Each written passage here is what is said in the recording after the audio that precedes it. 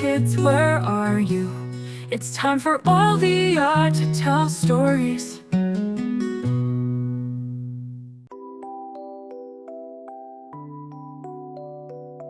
In the heart of the bustling little town of Maplewood stood a quaint bakery called Sweet Sprinkles.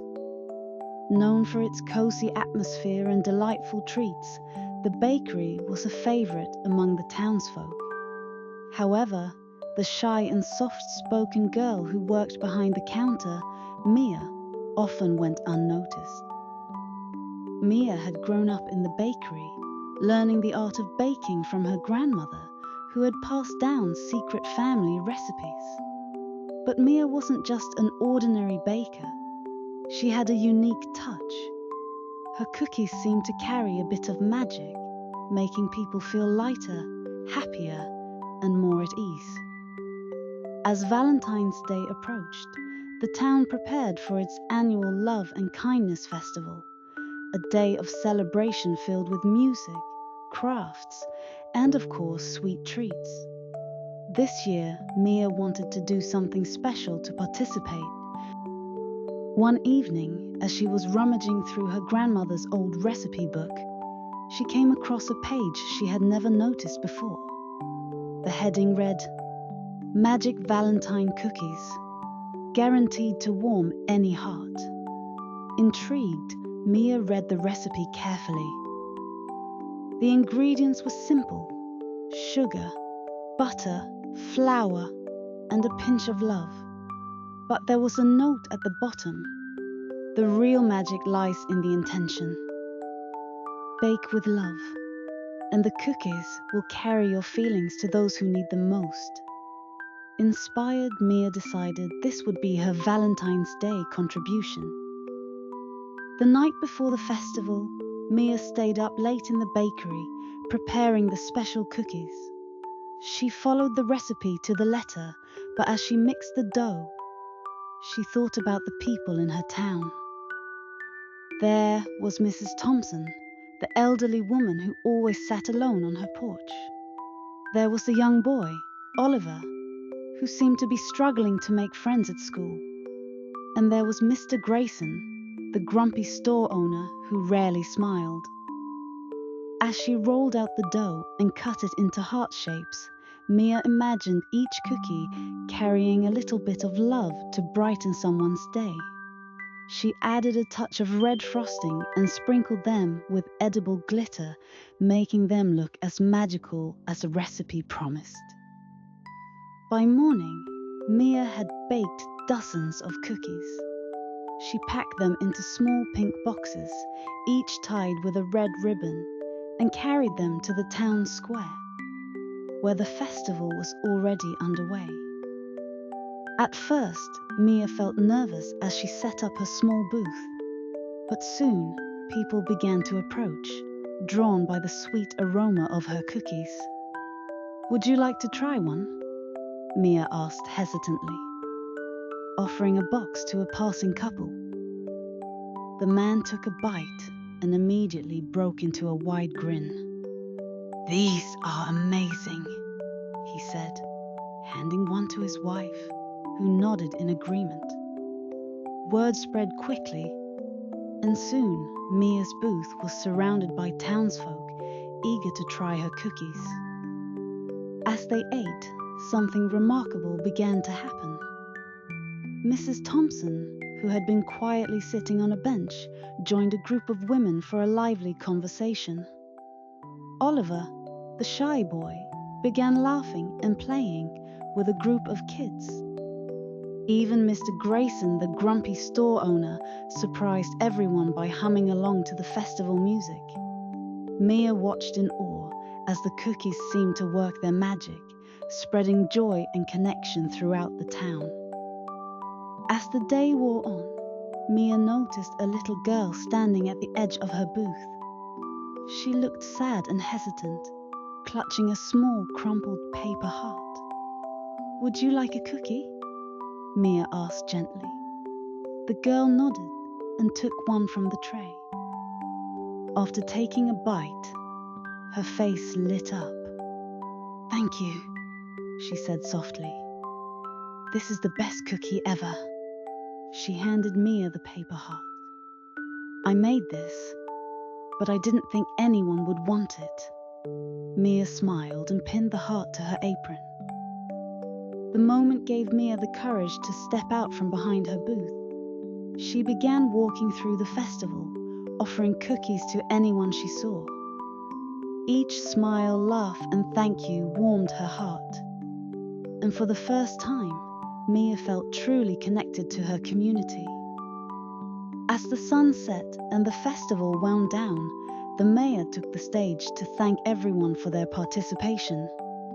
"This year," he announced, "we have a special surprise. One of our very own has brought something truly magical to our celebration." He held up one of Mia's cookies. "Mia's treats have reminded us all of the power of kindness and love. Let's give her a big round of applause." The crowd erupted in cheers, and Mia blushed deeply. But as she looked around at the happy faces, she realized she wasn't just a shy girl hiding in the bakery anymore. She was part of something bigger, a community that had come together through her cookies. From that day on, Mia's Magic Valentine cookies became a beloved tradition in Maplewood. Every year she baked them for the festival, each one carrying her love and care to those who needed it most. And every year, the cookies worked their magic, spreading joy and connection throughout the town. Mia's grandmother's recipe had been right all along. The real magic wasn't in the ingredients, but in the love behind them. And for Mia, sharing that love had changed everything.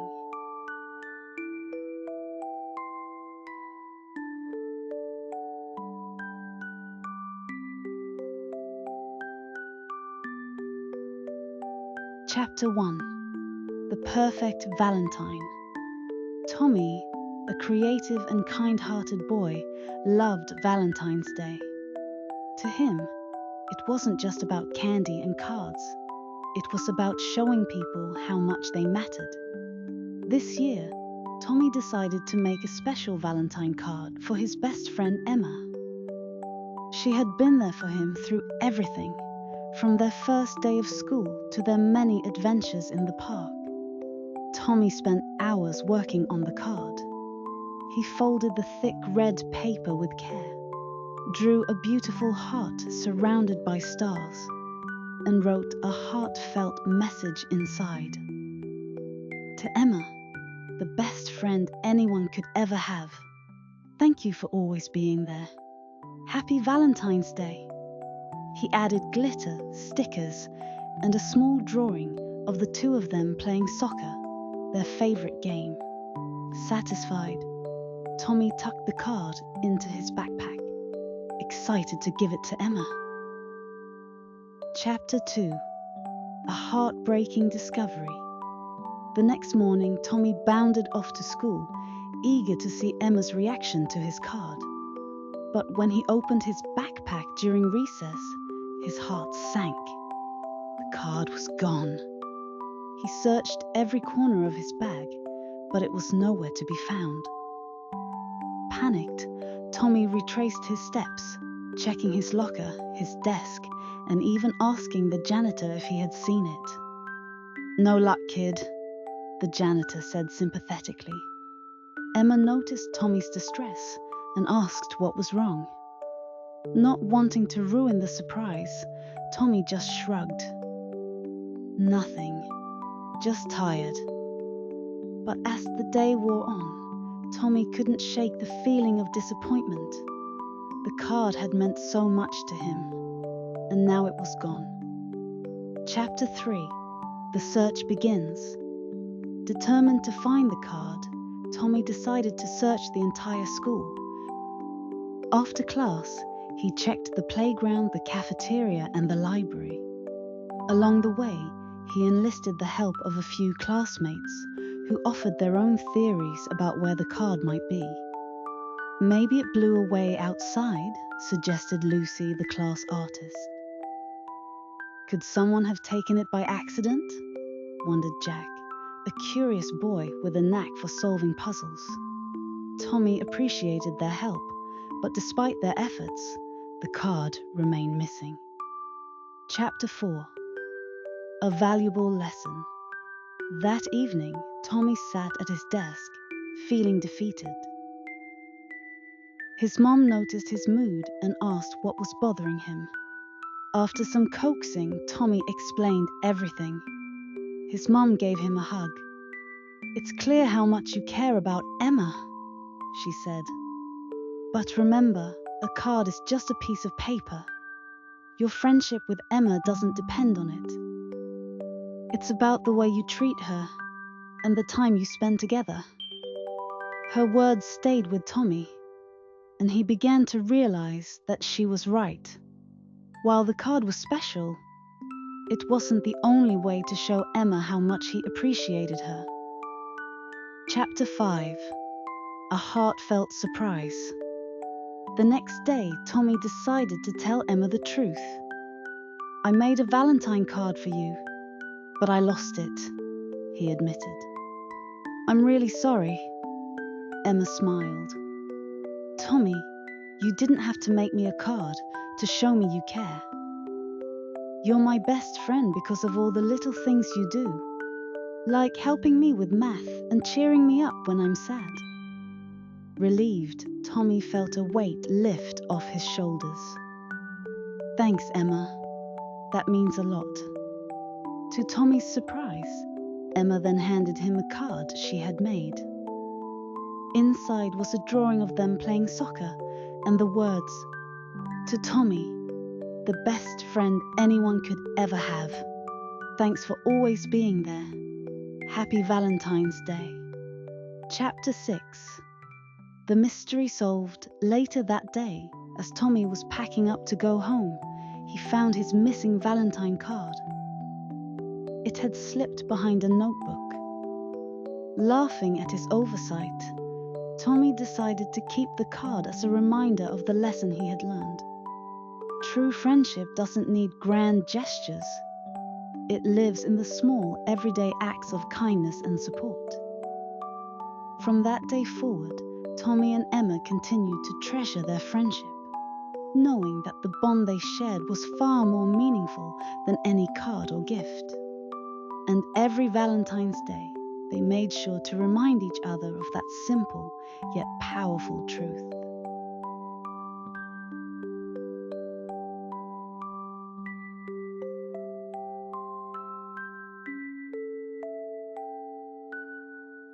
In the heart of an enchanted forest, two lovebirds, Bella and Bruno, were famous for their mesmerizing Valentine's Day serenades.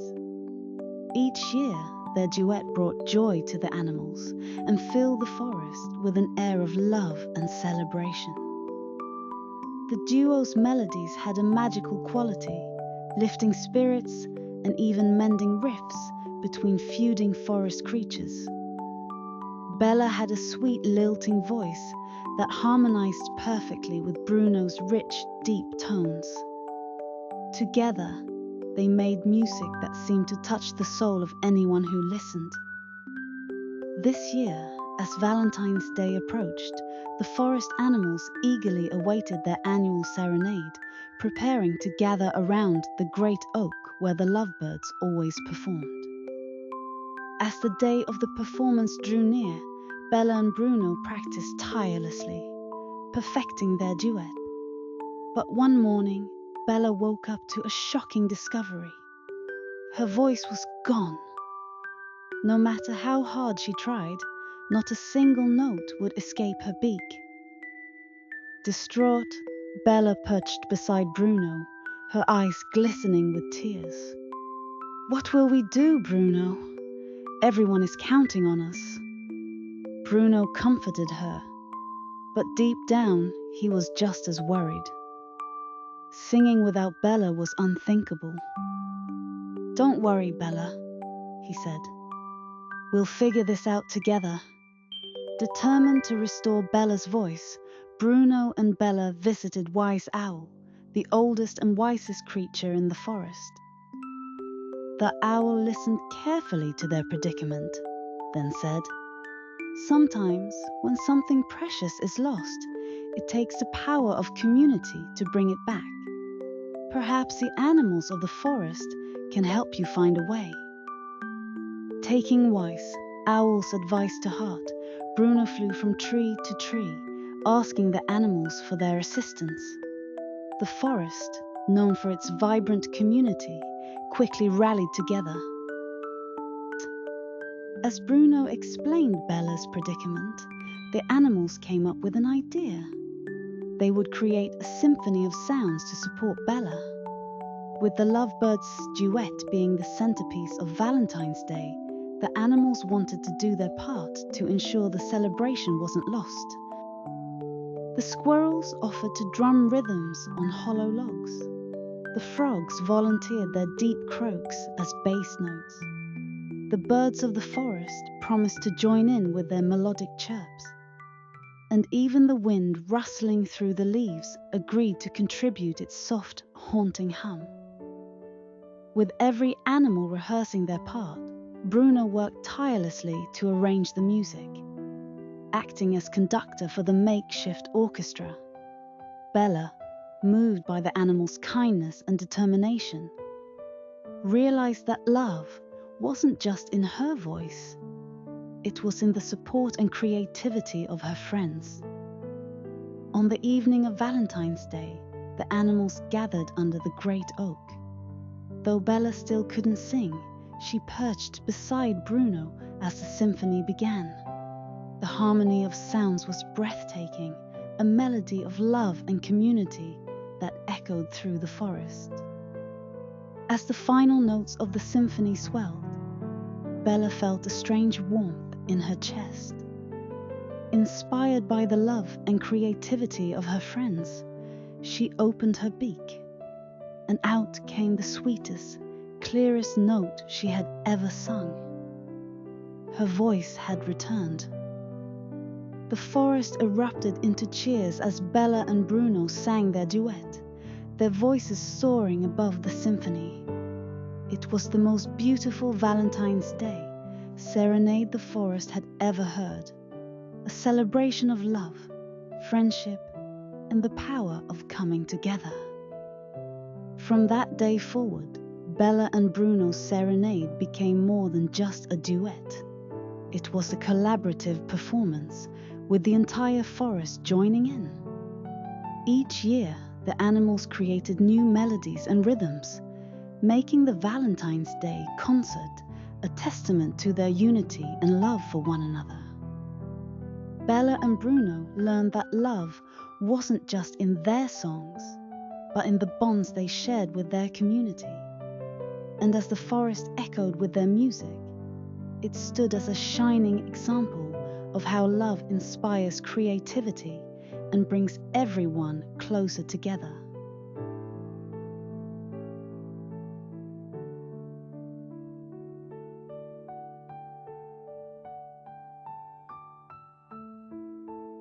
Chapter 1.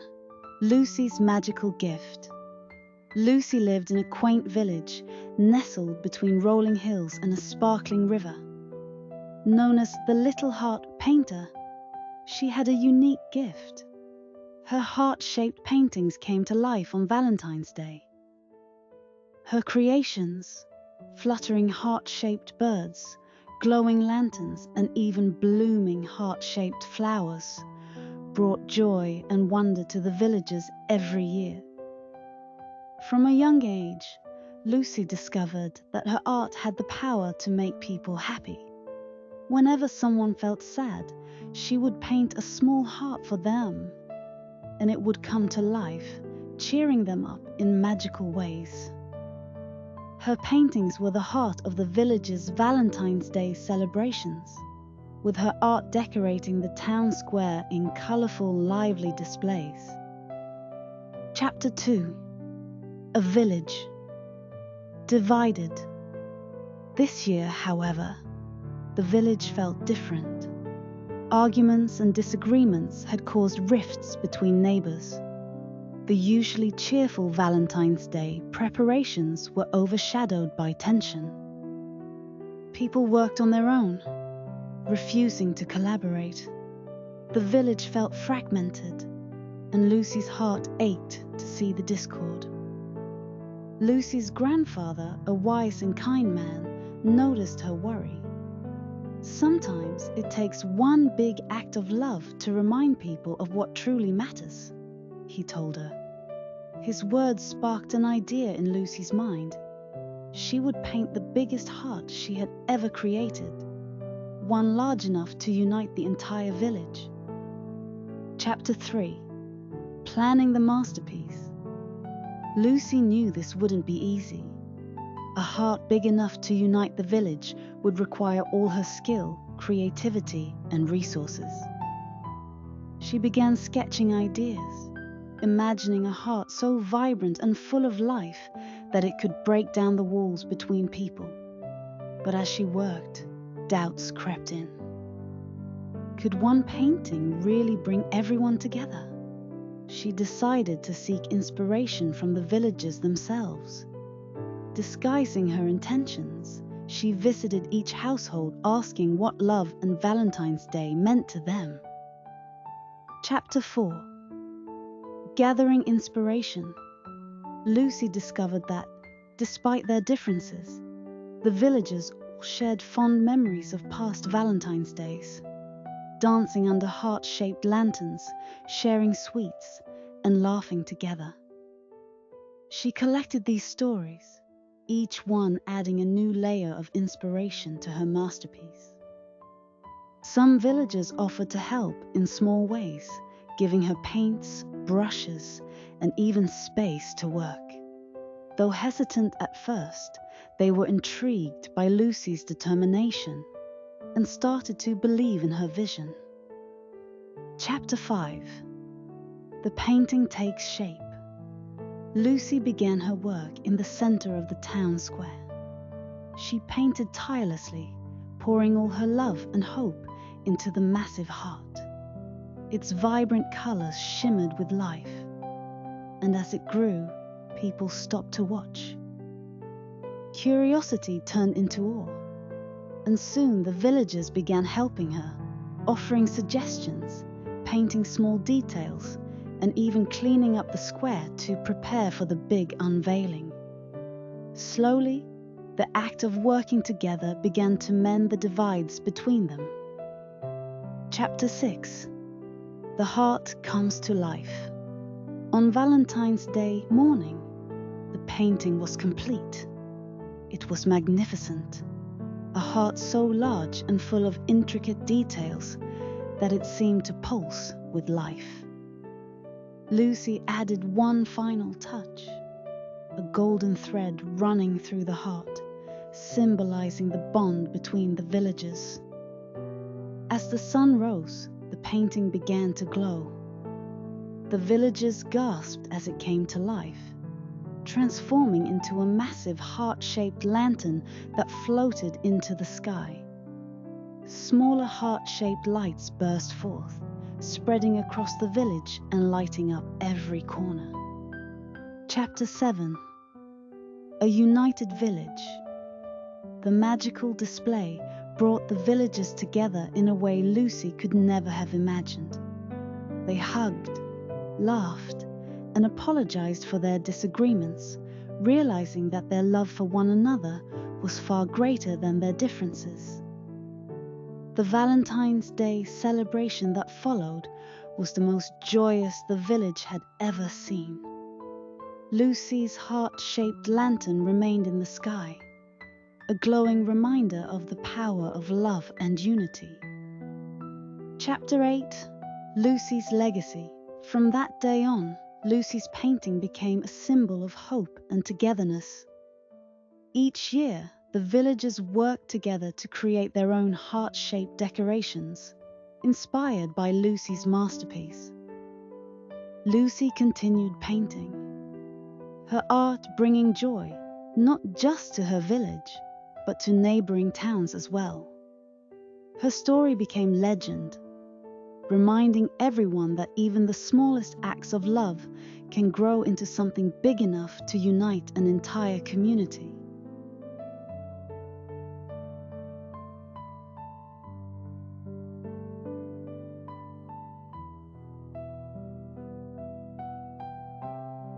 Chapter 1. Sophie's Sweet Gesture. It was Valentine's Day morning, and the halls of Maplewood Elementary buzzed with excitement. Students exchanged cards, candies, and hugs, their lockers decorated with hearts and streamers. Among them was Sophie, a quiet and thoughtful girl who loved Valentine's Day for its celebration of kindness. This year, Sophie had prepared a small bag of candy hearts for each of her classmates. As she handed them out, she noticed Liam sitting alone in the corner of the classroom. Liam was a shy boy who rarely joined in on class activities, and Sophie had overheard some classmates teasing him for always sitting by himself. Without hesitation, Sophie approached Liam and handed him a bag of candy. "Happy Valentine's Day," she said with a bright smile. Liam hesitated, his eyes wide with surprise, before accepting the gift. "Thank you," he whispered, clutching the bag like a treasure. Chapter 2. The First Ripple. That small act of kindness sparked something in Liam. During recess, he noticed Emma struggling to carry a heavy stack of books to the library. Feeling inspired by Sophie's gesture, Liam stepped forward and offered to help. Emma, surprised but grateful, accepted his help, and they chatted along the way. By the time Emma returned to her classroom, she felt lighter, not just because of the books, but because of Liam's unexpected kindness. She decided to pass it on by offering her lunch snack to a younger student who had forgotten theirs. Chapter 3. The chain grows. Emma's kindness didn't stop there. The younger student, Ethan, shared the snack with his best friend, who later helped clean up after art class. Another student noticed and decided to compliment their teacher, Mrs. Hargrove, on her lesson. Mrs. Hargrove, touched by the unexpected compliment, decided to write encouraging notes to all her students, reminding them of their unique strengths. The notes were handed out during the afternoon, sparking more smiles and acts of generosity throughout the school. Chapter 4. Sophie notices the change. By the end of the day, Sophie began to notice a shift in the atmosphere at Maplewood Elementary. Students were holding doors open for each other, sharing supplies, and even apologizing for past arguments. She couldn't help but feel a sense of warmth and pride, though she didn't realize her small act had been the spark. Liam, now feeling more confident, approached Sophie during free time. "Thanks for the candy," he said, handing her a hand-drawn Valentine. It was simple but heartfelt, with the words, "Kindness is contagious," written inside. Sophie smiled, realizing how true those words were. Chapter 5. The news spreads. Word of the kindness chain reached the principal, who decided to announce it during the end-of-day assembly. She praised the students for their actions and encouraged them to keep the chain going, not just on Valentine's Day, but every day.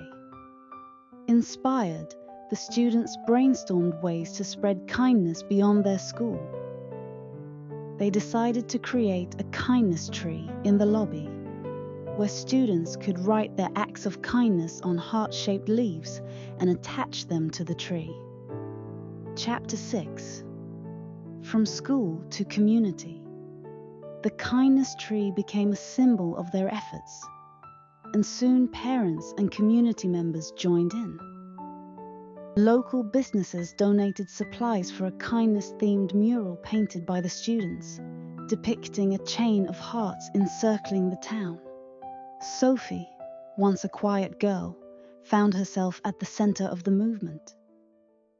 Though she remained humble, she couldn't help but feel proud of how far her small gesture had gone. Chapter 7. A year later, 1 year later, Maplewood Elementary celebrated Valentine's Day with a special assembly. The kindness tree had grown so large it needed its own space, and the school had adopted a weekly kindness day to keep the spirit alive. Sophie was invited to share her story, and as she stood before her classmates, she spoke from the heart. Kindness doesn't have to be big or flashy, she said. Even the smallest act can grow into something amazing. You just have to take the first step. Chapter 8. A never-ending chain. The kindness chain continued to grow, touching lives far beyond Maplewood Elementary. Sophie learned that kindness wasn't just about one day or one person. It was about the connections it created and the love it spread. As Sophie looked out at her classmates and the kindness tree, adorned with hundreds of hearts, she realized that love, in all its forms, truly had the power to change the world.